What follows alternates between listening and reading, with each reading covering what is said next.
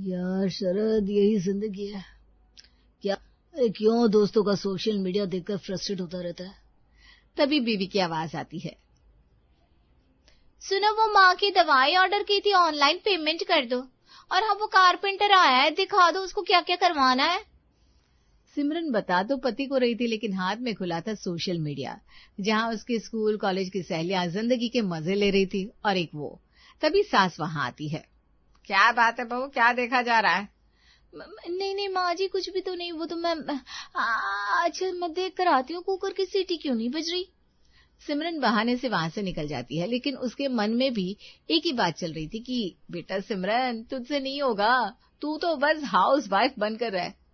रसोई में कुकर के पास खड़ी सिमरन ने चुपके से फोन उठाया और माँ को कॉल लगाई। माँ सुन रही हो? जरा बात करनी थी। हाँ बोल बेटा, क्या हुआ? आवाज में दम नहीं है तेरे? माँ सच बताऊं, बोर हो गई हूँ मैं, बिल्कुल बोर। यार ये मैरिड लाइफ मैंने सोची नहीं थी ऐसी। सुबह उठो, चाय बनाओ, नाश्ता करो, शरद का लंच, माँ जी की दवाई, कारपेंटर पेमेंट। माँ मुझे आजादी चाहिए, कुछ अपना चाहिए। अरे पगली, क्या आजादी आजादी लगाई हुई है। और सुन, शुक्र मना कि शरद घर से काम करता है। ऑफिस जाता तो सुबह की टिक टिक अलग होती, रात को थका मांदा आता अलग होता। कम से कम पास तो है। हाँ माँ, पास तो है, तो उसकी जरूरत भी तो 24 घंटे पास है ना। कभी चाय, कभी लंच, कभी सिमरन जरा ये देखो, सुबह से रात हो जाती है, पता ही नहीं चलता। और ऊपर से पड़ोस वाली रेखा आंटी रोज पूछती है, बेटा कब सुनाओगी कोई खुशखबरी। तो बुरा क्या है, बच्चा हो जाए तो मन लग जाए। माँ मैंने खुद की जिंदगी अभी देखी नहीं है। दिल्ली में रहती हूँ, एक बार कनॉट प्लेस ठीक से घूमी नहीं पिछले 6 महीने में, और तुम बच्चे की बात करने लगी। उधर हॉल में शरद का लैपटॉप खुला था। स्क्रीन पर मीटिंग चल रही थी, लेकिन मन कहीं और था। व्हाट्सएप पर दोस्त रोहन का मैसेज था। यार शरद, हम लोग अगले महीने गोवा से वर्क फ्रॉम होम कर रहे हैं। काम तो कहीं से भी होता है, तू भी चलना, बस लैपटॉप चाहिए। शरद ने मैसेज पढ़ा, एक लंबी सांस ली और मोबाइल उल्टा रख दिया। वो सोच रहा था, यार कैसे बोलूं सिमरन को कि मैं इस घर की 4 दीवारों से थक गया हूं। सुबह बेडरूम से निकलो, सोफे पर बैठो, वापस बेडरूम, रोज यही। दुनिया देखनी है, कुछ जीना है। तभी पड़ोस वाली रेखा आंटी बिन बुलाए आधम की। अरे सिमरन बेटा, कब सुनाओगी खुशखबरी? देखो हमारी छोटी बहू के तो 2 हो गए, 2। आंटी अभी तो शरद का वर्क फ्रॉम होम है ना, बहुत बिजी रहते हैं वो। अरे घर पर ही है तो बिजी क्या? सिमरन ने जो चेहरा बनाया वो शरद ने देख लिया। दोनों की नजरें मिली। एक पल के लिए दोनों ने एक दूसरे को देखा। दोनों घुट रहे थे, दोनों थके हुए थे। दोनों को पता नहीं था कि सामने वाला भी बिल्कुल यही सोच रहा है। अगले दिन सास ने चाय की चुस्की लेते हुए ऐलान किया, सुनो, मैंने सोचा है हम तीनों मसूरी चलते हैं। बहुत दिन हो गए कहीं गए नहीं। बहू तो बुक कर होटल। शरद और सिमरन ने एक दूसरे को देखा। दोनों की आंखें चमक उठी। सच में माँ, वाकई? भगवान तेरा शुक्र है। होटल बुक हुआ, बैग पैक हुए। अगले शनिवार का दिन तय हुआ, लेकिन शनिवार की सुबह दरवाजे पर घंटी बजी। दरवाजा खुला तो सामने ननद नेहा, नंदोई विकास, ननद की सास और 2 बच्चे आयुष और पिया खड़े थे। 2 बड़े बैग, एक किड्स ट्रॉली और असंख्य झोले। नहीं सरप्राइज, मम्मी ने बताया तो हम भी आ गए। फैमिली ट्रिप, और हम घर पर ऐसे थोड़ी ना होता है। शरद का मुंह खुला रह गया। सिमरन ने मुस्कुराने की पूरी कोशिश की। पूरे रास्ते गाड़ी में आयुष रोता रहा और पिया गाना गाती रही। विकास जीजाजी ने शरद को ड्राइव करवाई और खुद पीछे बैठकर फोन देखते रहे। यार शरद, अगली बार ना इनोवा ले लो, ये गाड़ी थोड़ी छोटी है हमारे लिए। शरद ने स्टीयरिंग को जोर से पकड़ा। होटल में सिमरन को बच्चों का खाना, उनका सुलाना, उनका रोना सब मिला। नेहा और सास ननद की सास के साथ मॉल रोड पर मजे से घूमती रही, मैगी खाती रही और फोटो खींचती रही। शरद कमरे में बैठकर विकास जीजाजी का लैपटॉप ठीक कर रहा था, क्योंकि उनकी ऑफिस की अर्जेंट मीटिंग थी। यार तुम टेक में हो ना, जल्दी देखो, बॉस वेट कर रहा है। वापसी पर गाड़ी में सन्नाटा था। बच्चे सो चुके थे। शरद और सिमरन की आंखें थकान से भारी थी।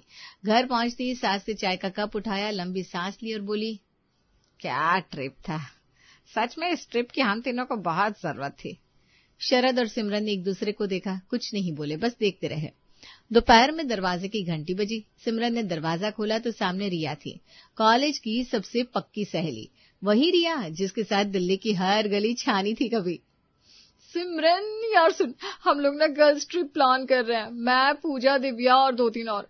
मनाली जाना है अगले महीने 4 दिन, तू भी चलना यार, बहुत मजा आएगा। कितने साल हो गए हम सब साथ में नहीं गए कहीं। सिमरन की आंखें चमकी। मनाली, दोस्त, 4 दिन सिर्फ अपने लिए। तभी शरद पानी लेने रसोई से निकला। रिया को देखकर हल्का मुस्कुराया। भाई साहब सिमरन को भेज दो ना, हमारे साथ गर्ल्स ट्रिप है। शरद ने एक सेकंड भी नहीं लगाया। नहीं अभी नहीं होगा, घर में बहुत काम है। लेकिन शरद अगले महीने की बात है, मैं मैनेज कर लूं। सिमरन तू क्या करेगी जाकर, और तुझे खुद भी कहाँ जाना है इन सब चक्करों में, रहने दे। रिया ने सिमरन को देखा। सिमरन ने नजरें झुका ली। रिया समझ गई। यार सोच लेना, ऑफर खुला है। रिया के जाते ही शरद बोला, अच्छा सिमरन सुन, आज शाम को राहुल और समीर आ रहा है, कुछ अच्छा बना देना, पनीर है ना फ्रिज में। सिमरन ने कुछ नहीं कहा, बस हाँ में सिर हिला दिया। तभी अंदर से सास की आवाज आई, बहू, अरे बहू आज मंगलवार है, हनुमान चालीसा करनी है, आजा, दीपक जला, आरती का थाल सजा।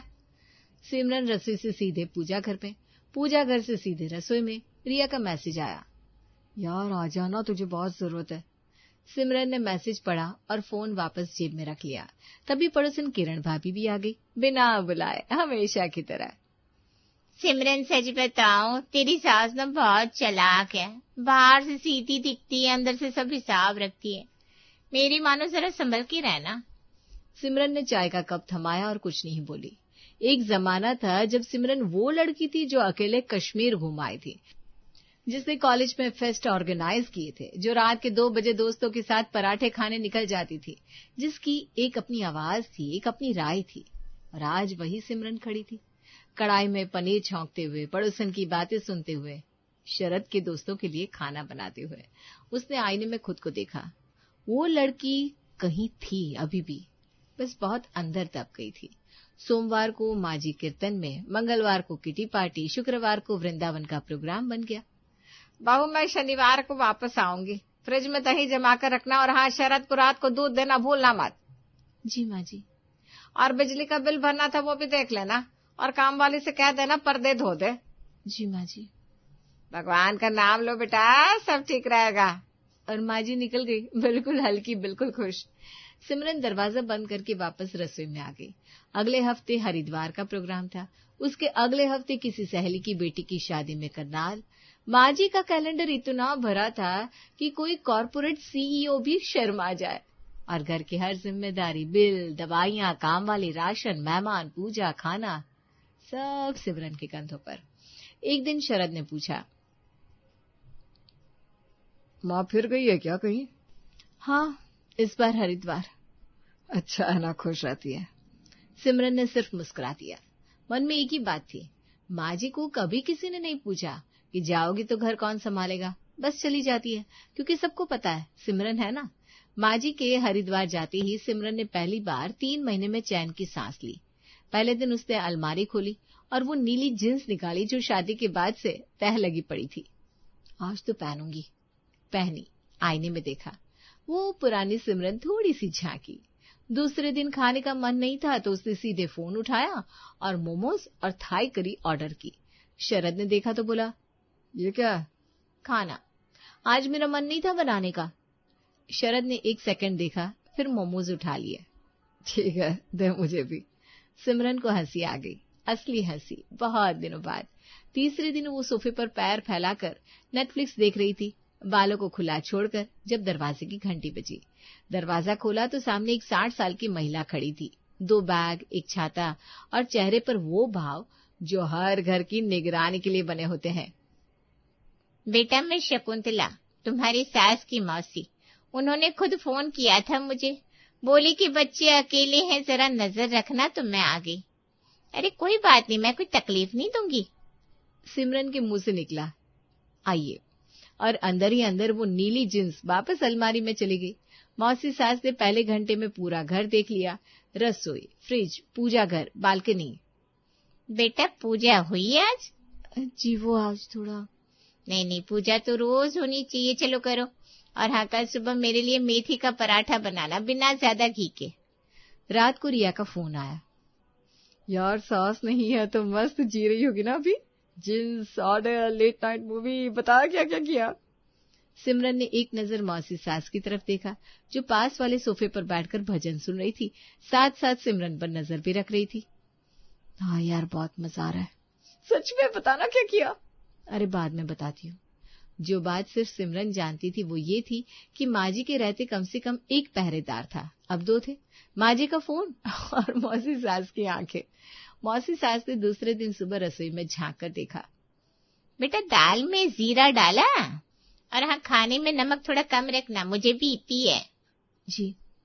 और वो तुमने जो कल रात ऑनलाइन कुछ मंगाया था वो क्या था? मेरी सहेली की बहू भी ऐसे ही बाहर का खाना मंगाती थी, पेट खराब हो गया बेचारी का। मोमोज से पेट नहीं, इस घर से दिल खराब हो रहा है। शाम को शरद आया तो सिमरन रसोई में चुपचाप काम कर रही थी। क्या हुआ? कुछ नहीं। मौसी ताई आई है, अच्छा है ना, कंपनी रहेगी। सिमरन ने करछुल रखी, एक लंबी सांस ली और बोली, हाँ बहुत अच्छा है। कंपनी, हाँ यही तो नाम था इसका। रोहन का मैसेज आया रात के 11 बजे। यार शरद, वो क्लाइंट प्रेजेंटेशन तू देख लेना, हम लोग यहाँ गोवा में नेटवर्क इश्यू है ना, तू तो घर पर है, कर लेगा आराम से। शरद ने फोन देखा, फिर लैपटॉप देखा, फिर घड़ी देखी, 11 बज रहे थे। नेटवर्क इश्यू, बिल्कुल, बीच और नेटवर्क एक साथ नहीं चल सकते। लेकिन उसने लैपटॉप खोल लिया। समीर का मैसेज था, भाई वो रिपोर्ट भी तू ही सबमिट कर देना, हम कल सुबह अवेलेबल नहीं होंगे। विकास का मैसेज था, यार शरद तू घर पर ही है, थोड़ा देख लेना। और साथ में एक फोटो, तीनों बीच पर बैठे, हाथ में ड्रिंक ठहाके। शरद ने फोटो बंद की और प्रेजेंटेशन खोल ली। अगले दिन ऑफिस की मीटिंग में बॉस ने पूछा, शरद, रोहन और टीम कहाँ है? वो वर्क फ्रॉम गोवा कर रहा है सर। तो काम कौन कर रहा है? कमरे में चुप्पी। शरद ने धीरे से कहा, मैं देख रहा हूँ सर। बॉस ने सिर हिलाया, मीटिंग आगे बढ़ गई। शरद की स्क्रीन पर रोहन का नया मैसेज था, यार कल का डेटा भी तू ही भेज देना, तू तो वैसे भी कहीं नहीं जा रहा। शरद ने मैसेज पढ़ा, टाइप करना शुरू किया। यार ये सही नहीं है। फिर सब मिटा दिया और डेटा फाइल अटैच करके भेज दी। मौसी सास गई तो सास वापस आ गई। सिमरन को एक दिन की फुर्सत नहीं मिली, बस चलता रहा, रसोई, पूजा, काम वाली, दवाई, मेहमान। शरद अपने कमरे में था, सिमरन अपनी थकान में। दोनों एक ही छत के नीचे थे, लेकिन बात वही होती थी जो जरूरी होती थी। चाय बनेगी? हाँ। शाम को सब्जी लेते आना। ठीक है। बस इतना। एक रात सिमरन बिस्तर पर लेटी छत देखती रही, नींद नहीं आई। मन में एक ही बात घूमती रही, बस कुछ दिन अपने लिए। अगले दिन उसने सास से कहा, माँ जी मैं कुछ दिन मायके जाना चाहती हूँ, बहुत दिन हो गए हैं। सास ने एक पल देखा, जा बेटा, घर याद आता है तो जाना ही चाहिए।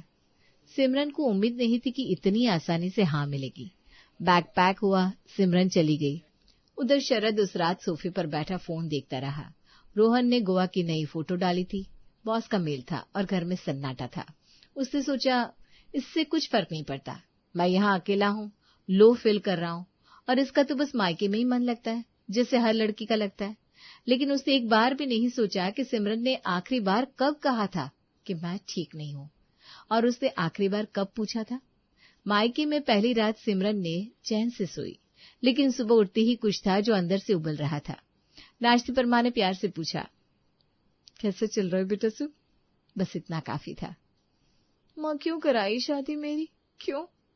मैं ठीक तो थी ना, नौकरी थी, पैसा आता था, दोस्त थे, घूमती थी, जीती थी, अपनी जिंदगी थी मेरी। अब क्या है, किचन है, मंदिर है, मेहमान है, और बस यही है मेरी दुनिया, 4 दीवारें। अरे सिमरन, शादी तो सबकी होती है बेटा। माँ मैं सबकी बात नहीं कर रही हूँ, मेरी बात कर रही हूँ। मेरे दिन थे, अभी दुनिया देखनी थी, कुछ करना था, और तुमने जल्दी कर दी। लेकिन शरद तो अच्छा लड़का है ना, और घूमने का कितना शौक था उसे। सोशल मीडिया पर तो कितनी फोटो थी, कभी मनाली, कभी केरल, कभी राजस्थान। हाँ माँ, वही देखकर तो हाँ की थी मैंने। सोचा था चलो कोई है जो दुनिया देखना चाहता है, साथ घूमेंगे, जिएंगे।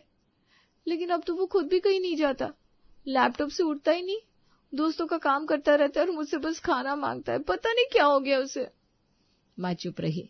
चाय का कप हाथ में लिए खिड़की से बाहर देखती रही। बेटा एक बात पूछूं, शरद को कभी लगता है कि तू खुश नहीं है? सिमरन रुकी। पता नहीं, बोलती हूँ तो सुनता ही नहीं, और अब तो बोलने का मन भी नहीं करता। और वो खुश है? सिमरन ने सोचा, सच में सोचा। नहीं, वो भी नहीं लगता। माँ समझ गई। उधर दिल्ली में शरद रात को खाना खाते हुए अकेला बैठा था। माँ अपने कमरे में भजन सुन रही थी। घर में सिमरन नहीं थी तो एक अजीब सा खालीपन था। उसने सिमरन को फोन लगाया। कैसी हो? ठीक हो। कब आओगी? एक लंबी चुप्पी। पता नहीं। शरद समझ नहीं पाया, वो वहां ठीक तो रहती थी, फिर क्यों नहीं आना चाहती? क्या हो गया उसे? इधर माँ रात को अकेले बैठकर सोचती रही। शरद बुरा नहीं है, वो भी घुट रहा है, वो भी घूमने वाला लड़का है, दुनिया देखना चाहता है, लेकिन घर की जिम्मेदारी, माँ का लिहाज, सब मिलाकर उसे खुद को बांध लिया है। और सिमरन ने खुद को। अगली सुबह माँ ने फोन उठाया और शरद की माँ को फोन लगाया। हाँ बहन जी, कैसी हैं आप? अरे ठीक हो, सिमरन वहां है ना? हाँ, यही बात करनी थी बहन जी। ये दोनों बच्चे हैं, दोनों थके हुए हैं, एक दूसरे से बात ही नहीं हो रही इनकी। आप उन्हें कहीं भेजिए, बस हफ्ते 2-4 दिन, अकेले दोनों, कोई सास नहीं, कोई मौसी नहीं, कोई दोस्त नहीं। सास दूसरी तरफ चुप रही। बहन जी, घर तो संभल जाएगा, ये दोनों अगर नहीं संभले तो। सास चुप रही। फिर शरद गाड़ी लेकर खुद मायके गया। दरवाजा सिमरन की माँ ने खोला। शरद को देखकर मुस्कुराई। आ जाओ बेटा, आने में देर लगा दी। सिमरन कमरे में थी। शरद अंदर गया। सिमरन ने ऊपर देखा, कुछ नहीं बोली। चलो घर चलते हैं। क्यों? क्योंकि मुझे तुमसे बात करनी है घर पर। सिमरन ने एक पल देखा, फिर चुपचाप बैग उठा लिया। घर पहुंची तो सास दरवाजे पर खड़ी थी। सिमरन को देखते ही कुछ अलग था उनके चेहरे पर, वो भाव जो आम तौर पर नहीं होता था। आजा बेटा, बैठ। तीनों बैठे। बहू एक बात कहूं, बुरा मत मानना, जो मन में था वो पहले बोलती, मुझसे बोलती, शरद से बोलती। घुटती रही और मैं देखती रही, मैंने भी नहीं पूछा, इसमें मेरी भी गलती है। लेकिन बेटा, रिश्ता बोलने से बनते हैं, चुप रहने से नहीं। सिमरन की आंखें भर आई। माँ जी, मैं डरती थी कहीं कुछ गलत ना लगे, और इसीलिए सब गलत होता रहा। अब मत डरना बेटा। सास उठी और चुपचाप अपने कमरे में चली गई। सॉरी यार, मैंने तुझे कभी बराबरी नहीं दी। तेरी गर्ल्स ट्रिप मैंने मना कर दी। तेरे मन में क्या है वो कभी पूछा ही नहीं। तू घर संभाल रही थी और मैं सोचता रहा कि सब ठीक है। मैंने मान लिया कि तू खुश है क्योंकि तू कुछ बोली नहीं, लेकिन मैंने पूछा भी तो नहीं। शरद, मैं भी गलत थी। मैंने कभी तुम्हें नहीं बताया मैं कितना घुट रही हूँ। सोचती थी तुम खुद ही समझ जाओगे, लेकिन तुम मेरे दोस्त तो तभी बनोगे ना जब मैं बात करूंगी।